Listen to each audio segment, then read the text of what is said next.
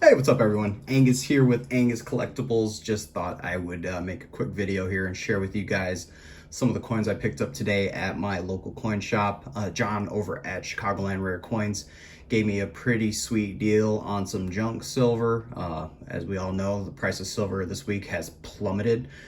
We were hovering around $22.50 today at the time of the purchase, so I think I got a pretty good deal relative to the last year in terms of junk silver relative to the spot price. So let's just kind of walk through some of the things I picked up, and I'll kind of explain why I went ahead and pulled the trigger on some of it. But go ahead and diving right into it. I pulled the trigger on 6 of these Merc dimes here. Let's try to get them in the shot. Yeah, there's 6 of them here. Nothing too crazy. Yeah, pretty worn. They're all 42s and a 41.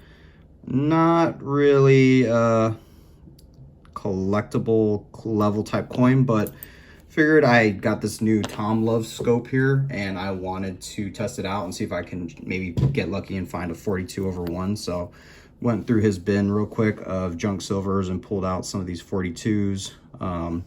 Unfortunately, no 42s/1s, but look at the invoice here. He charged me spot plus 8% for the Merc dimes, so it came out to $1.76 per coin and $10.56 for the 6. So, you know, I'm pretty comfortable paying right around $2 a piece, $2.50 at most for worn circulated dimes, silver dimes. So, you know, $1.76. I was like, why not? You know, let's pull the trigger, see if we can't strike lightning here and find a 42/1. Unfortunately, no such luck, but it's part of the game. So the next items are just some junk silver quarters here. Nothing crazy. There's a 64D and a 46. I bought these as album fillers. I just recently started doing a 32 to 64 Washington quarter album because of the 48s that I picked up in that last video. I was like, why not? I've had this book forever. I've never put the time into completing it. I have a decent accumulation of silver quarters, so I was like, let's just go ahead and throw it together and see if we can't fill this bad boy up. So these are more just album fillers that I picked up. Yeah, nothing too crazy. No varieties on the 64D. I looked and see if we had like the repunch mint mark or anything like that. I think it's an RPM. No such luck, but you know what? I think at the unit price I paid, I can't really complain. He got me at spot plus 8% again, so I picked up 3 at $4.40, so I paid $13 for the 3 of them. A little more than I'm comfortable paying for Washington quarters, but he gave me such a pretty good deal on the Mercs, so I was like, you know what, I can't complain. So next, we got 3 walking lib half dollars. I'm always a big fan of these. I think they're one of the prettier coins that the mint ever produced. Pretty worn, pretty common dates, but this is a 45D, so you know, maybe a little more unusual of a mint. I don't even know. I don't collect these that much, so here, let me try to get a better shot of it. Yeah, you know, it's worn. Just a cool pocket piece at most. Probably gonna end up just reselling them. I just wanted to look at them under the scope for a bit, see if anything jumped out at me, but you know, nothing really did. Here's a 42S. Yeah, I knew I bought one with the San Francisco mint mark. So yeah, you know, same condition as the previous, worn. I don't know. I think I would call this VG to VF, if that. Yeah, so nothing too wild here. Here's a 44, but these were in his junk silver boxes, and I was like, you know what? At spot plus 8%, they came out to $8.81 a piece, so $26.43 for the 3. So that's a pretty fair price. I've been seeing these go at auction for like 10 to 12 bucks a pop, regardless of, you know, the mint, just for like cold dates and stuff like that. So I figured at $8 I was pretty safe with making that pickup. Put them all back in the shot here just for the heck of it. Yeah. All right, next, we also in the junk silver bin found this, which is pretty cool.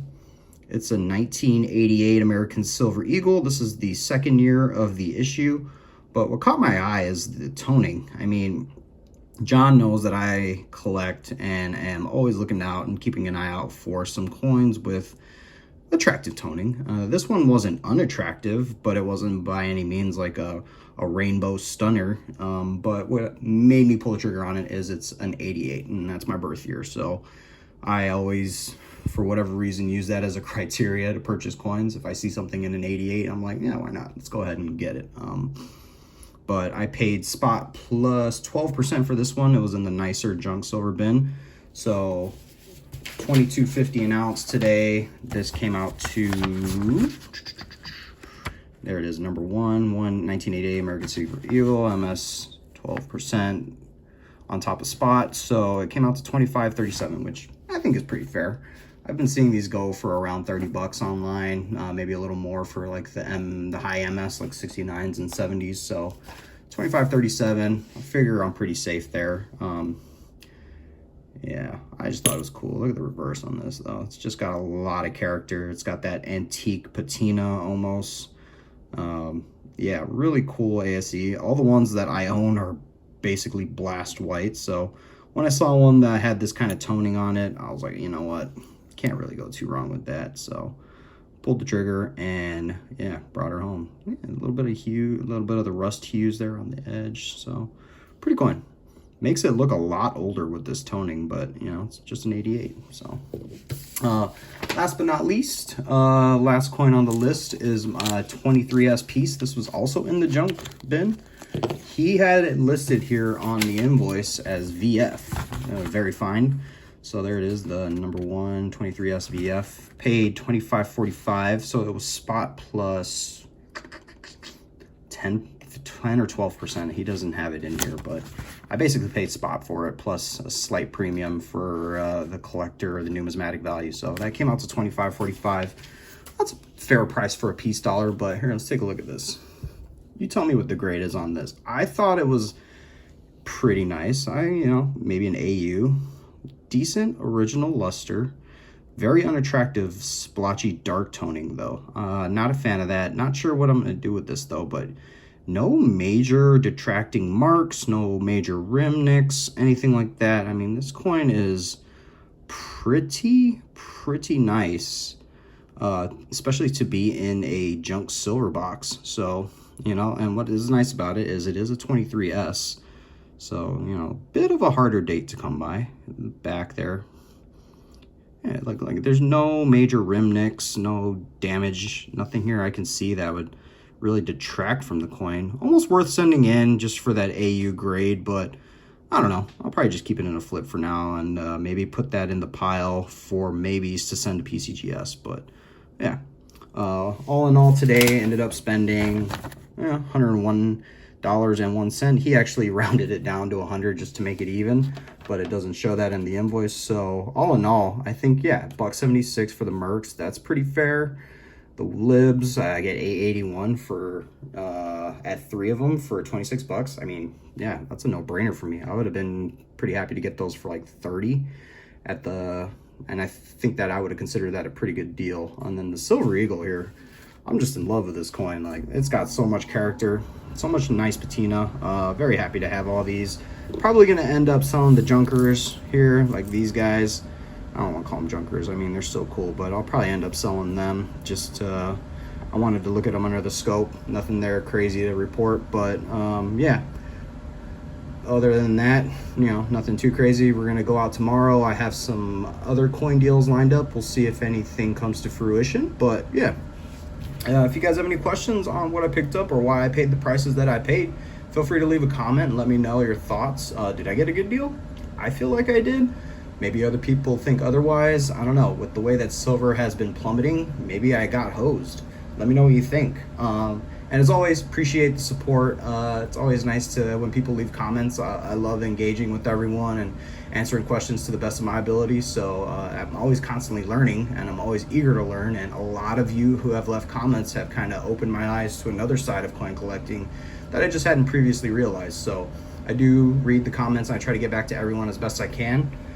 Please like and subscribe if you would. Trying to get to 100 subscribers. I think at last count I was at 76, so we are trending in the right direction. Gonna hit that 100 subscriber mark hopefully by the end of the year. I do have 3 orders at PCGS, and man, they are taking their sweet time with it. Not sure what the delay is, but I know the Long Beach Expo is going on this week, so that's probably going to add more time to the wait. Oh well, but should hopefully get the first of those orders back here within a month, and I'll put another unboxing video out there for you guys. So yeah, in the meantime, happy collecting, good luck out there, everyone stay safe, and we'll catch you on the next one. Thanks.